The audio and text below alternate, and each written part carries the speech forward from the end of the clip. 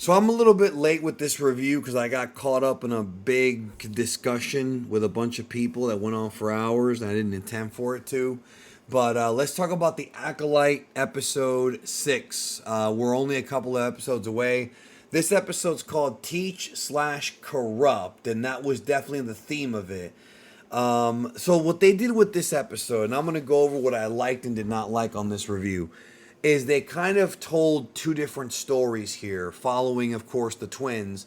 One was the story of Osha and Qimir, who is the Sith Lord, or the Sith. I don't know about Sith Lord, but they're definitely a Sith, and kind of what's going on with them. And then the other story with Saul and May, who's pretending to be Osha. Now, early in the episode, I was wondering, where this is going with Qimir and Osha and whether or not they were going to like end up fighting or something. There was some interesting, strange decisions that were made here, as if the rest of the show hasn't been strange, and some really weird scenes.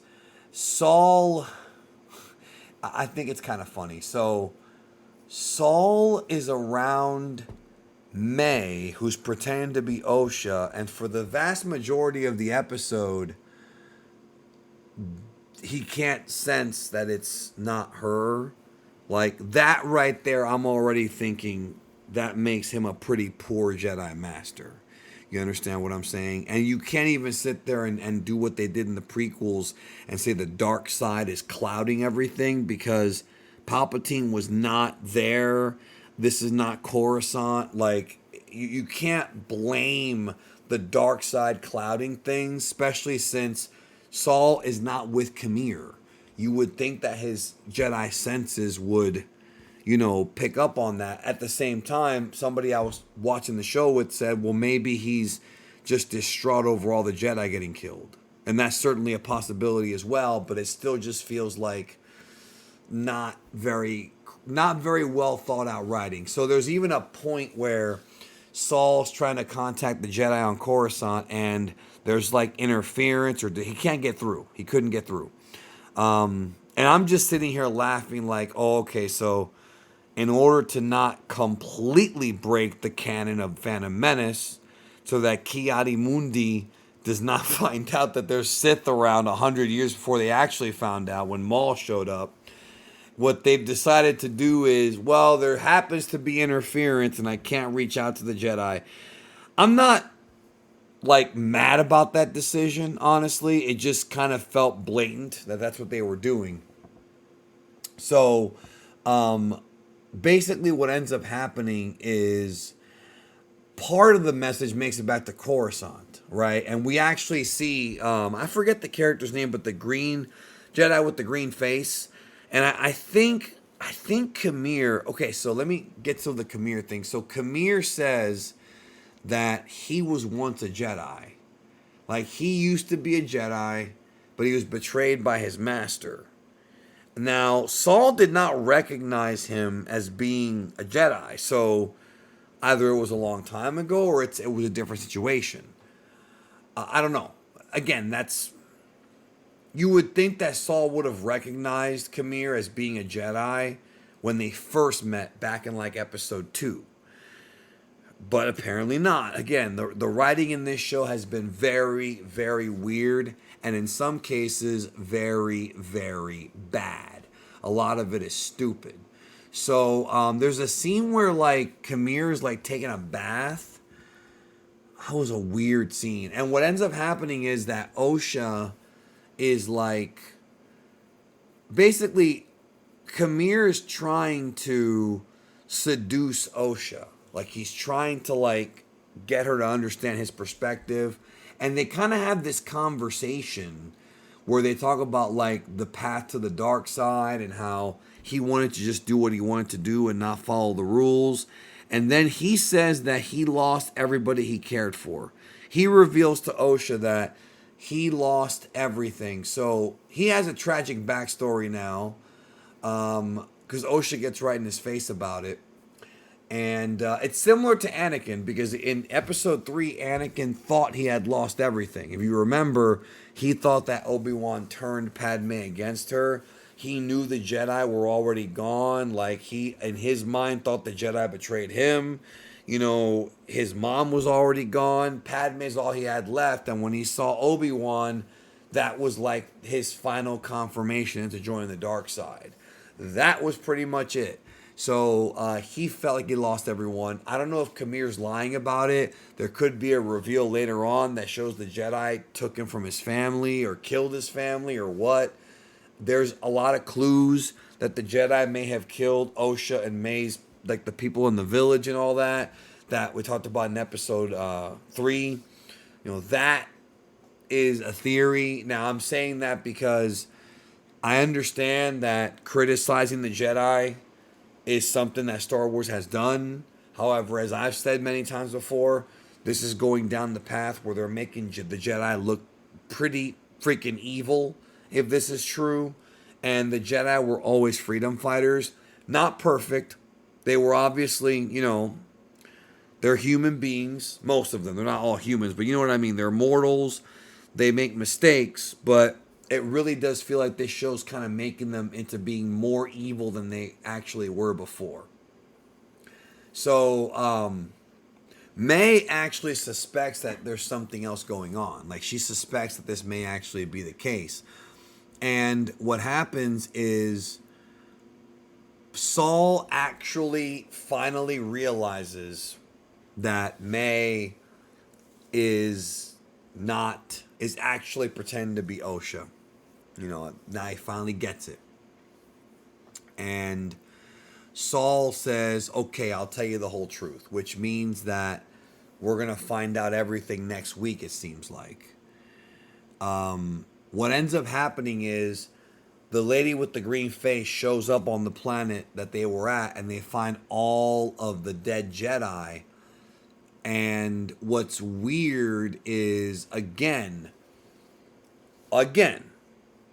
even if Saul ends up dying before telling the Jedi Order what happened, the fact that the Jedi themselves are so blinded that they don't suspect that the Sith is involved, or at least obviously a Force user, to me that sounds just straight dumb.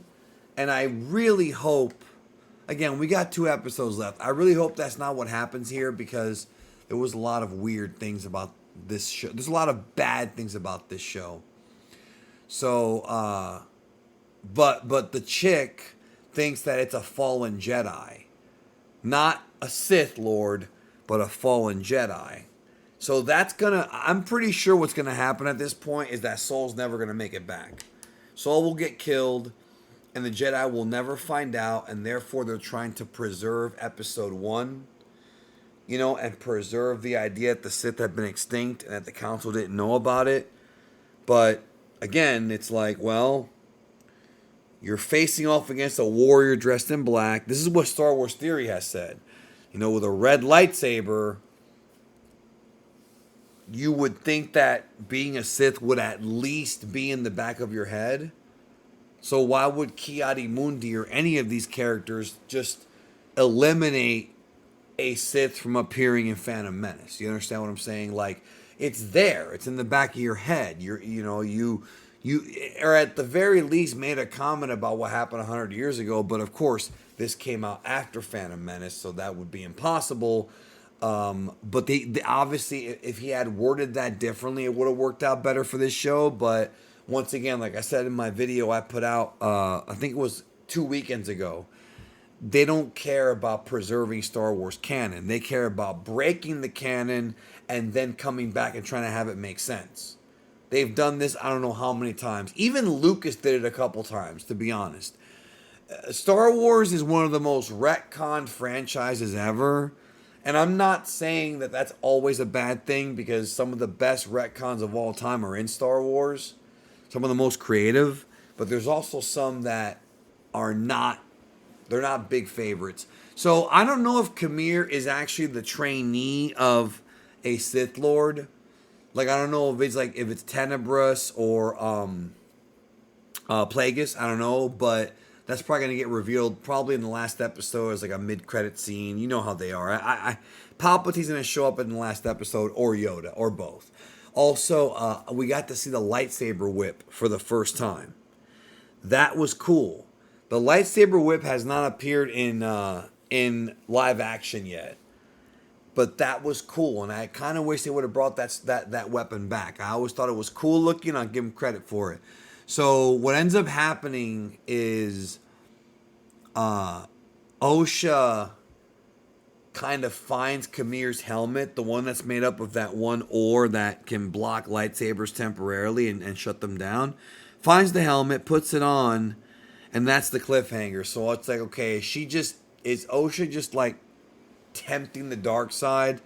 And is this show going to have them both flipping sides? Like what people thought was going to happen in the sequel trilogy. Remember those rumors that fans had, or not rumors, theories that fans had, that by the end of the trilogy, Rey would be the Sith Lord or the Dark Jedi and Kylo would be a good guy?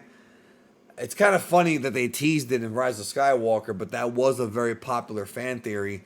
I'm wondering that's where it's going to go here, where Osha ends up turning bad, May ends up turning good when she finds out the truth about the Jedi. That could be something. Maybe they did take out the family. I don't know.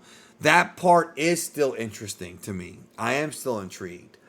Or is it her trying on Qimir's helmet because she's going to take his place?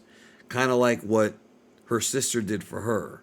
So again, this episode was okay. I didn't care that much for it.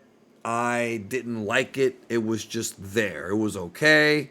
It wasn't the worst thing in the world. It wasn't as good as last week, but not as bad as the week before.